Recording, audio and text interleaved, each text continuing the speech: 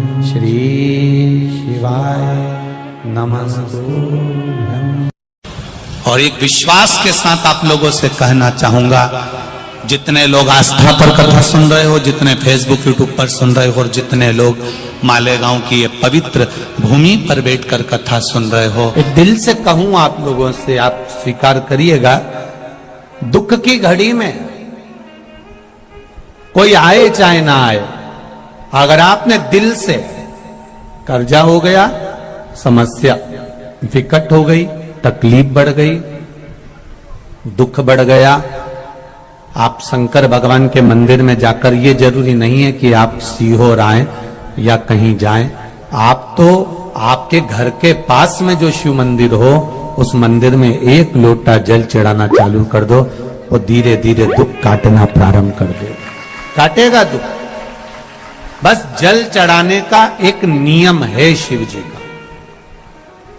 शंकर भगवान को जो जल चढ़ाया जाता है दुख काटने के लिए, तकलीफ काटने के लिए, कष्ट मिटाने के लिए, तो एक नियम है शंकर भगवान का जल चढ़ाने का जो नियम है।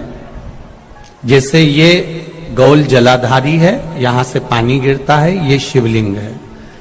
ये दो जो भगवान का पानी जहां बहकर जाता है ये गोल में से, तो यहां जो स्थान है, ये सीधे भाग पर गणेश जी विराजमान है, लेफ्ट भाग में कार्तिकेय जी है, बीच में एक मोटी सी लाइन होती है जहां अशोक सुंदरी है।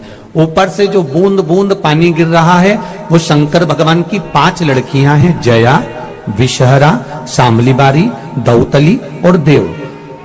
जहां गोल भाग है, जहां शिवलिंग रखा हुआ है, ये माता पार्वती जी का हस्त कमल है, जिसको पीठिका कहते हैं। महाराज, जल चढ़ाने का नियम है, जब हमारे ऊपर दुख होता है, तकलीफ होती है, कष्ट होता है, बड़ी दिक्कत परेशानी होती है, तो हम जल चढ़ाते हैं। तो उस जल को चढ़ाने का नियम है, पहले गणेश जी का स्थान, कार्तिकेय का स्थान, अशोक सुंदरी की जगह, फिर माता पार्वती की पीठिका, उसके बाद जलाधारी को स्मरण कर कर जल धीरे धीरे शंकर भगवान पर छोड़ा जाता है।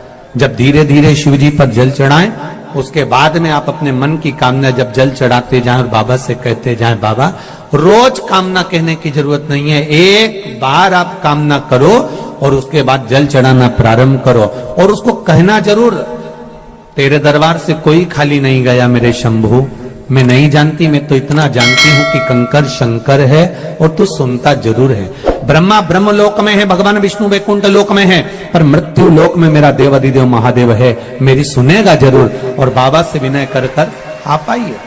जल चढ़ाने का नियम, अगर दुख है, तकलीफ है, कष्ट है, तो ऐसे चढ़ा दो, और अगर मन कर रहा है डायरेक्ट शिव जी पे चढ़ाना हो तो तुम्हारी मर्जी, उसमें कोई मना नहीं।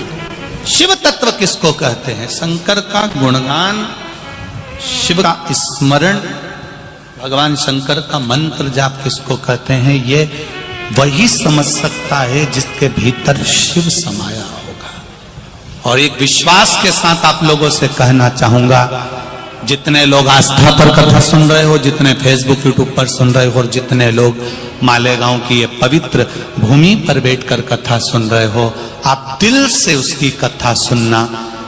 इस वाणी का, इस व्यासपीठ का एक शब्द हो सकता है, हॉस्पिटल में पड़ा हुआ कोई व्यक्ति, कर्जे में डूबा हुआ कोई व्यक्ति, गलत व्यसन में पड़ा हुआ कोई व्यक्ति को आपके द्वारा निकली हुई वाणी से भी बाहर निकाल सकता है। जैसे उस मां को कहा किसी ने, सीहोर वाला महाराज कहता है, एक बार चले तो जा शंकर जी के मंदिर में, उसने पत्र भी लिखा।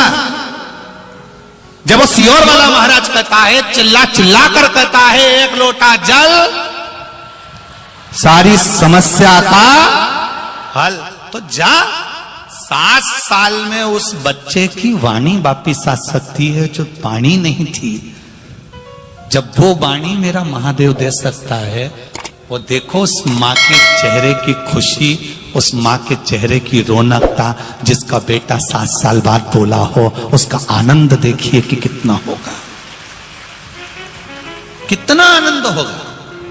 एक बात और अच्छे से समझ लीजिए, जो बच्चे चिड़चिड़े होते हैं, चाहे घर में बेटे हों, बहुएं हों, सास हो, ससुर हो, परिवार में छोटे छोटे बच्चे हों, चिड़चिड़ प्रवृत्ति करते हों या चिड़चिड़ा स्वभाव हो, जरा जरा सी बात में क्रोध आ जाता हो, बोलने का भान नहीं रह पाता हो, शब्दों के बाण चलते हो, तो महाराज प्रदोष के दिन, प्रदोष काल में बेलपत्री के पेड़ के नीचे एक जो पत्ता आपके पास में हो, पान का मिल जाए तो पान का, पीपल का मिल जाए तो पीपल का, बेलपत्र का मिल जाए तो बेलपत्र का, उस पत्ते पर मात्र थोड़ा सा शहद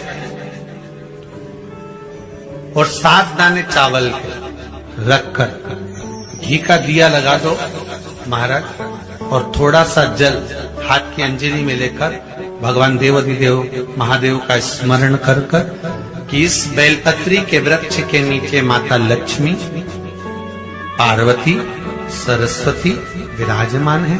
इसी बेलपत्री के पेड़ के नीचे मेरे देवाधिदेव महादेव का 12 ज्योतिर्लिंग का स्वरूप प्रकट है। उनका स्मरण कर कर जल चढ़ा दीजिए और उसका स्मरण कर लो जो चिड़चिड़ प्रवृत्ति करता, क्रोध करता, जिसको बोलने का भान नहीं होता हो, सम्मान नहीं देता हो, अपशब्द कहते हो, उनका स्मरण कर कर आप छोड़ेंगे। एकदम एक प्रदोष करेंगे, दूसरे प्रदोष तक तो आपको कोई दिक्कत ही नहीं। 2-3 प्रदोष कर कर देखिए, बाबा कृपा करें।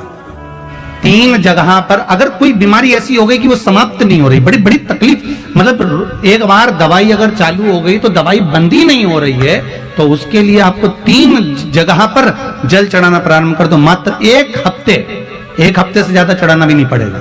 जैसे 1 हफ्ते आप टेबलेट लेते हो, गोली लेते हो, 1 हफ्ते चढ़ाना प्रारंभ कर दो। सबसे पहले बेलपत्री के पेड़ के नीचे क्या करना है, जल का पात्र लेना है, उसमें 2 दाने चावल के डालना, 2 दाने अक्षत के डालिए। पहले बेलपत्री के पेड़ के नीचे जाओ, वहां जल चढ़ाओ, फिर जाइए पीपल के वृक्ष के नीचे, वहां जल चढ़ाइए, आखिरी में या तो शमी के नीचे या फिर आंवले के नीचे, इन दोनों में से कोई एक वृक्ष जिसके नीचे। पर 1 हफ्ते अगर आपने आंवले में चढ़ाया है तो आंवले में ही चढ़ाना, शमी में चढ़ाया है तो शमी में चढ़ाना है। ये बदल के मत चढ़ाना कि आज मैं शमी में चढ़ा देती हूँ, कल आंवले में चढ़ा दूंगी, ऐसा नहीं। शंकर भगवान पे चढ़ा हुआ जल जो बहकर जाता है उसको 3 जगह पर जरूर लगाना चाहिए। ध्यान से सुनिएगा। 9 ग्रह जो शरीर पर राहु, केतु, मंगल, बुध, शनि परेशान करते हैं, उसकी समाप्ति के लिए शिव पर चढ़ा हुआ जल नैनों पर, कंठ पर, मस्तिष्क पर, 3 जगह पर, जिसके प्रतिदिन शिव पर चढ़ा हुआ जल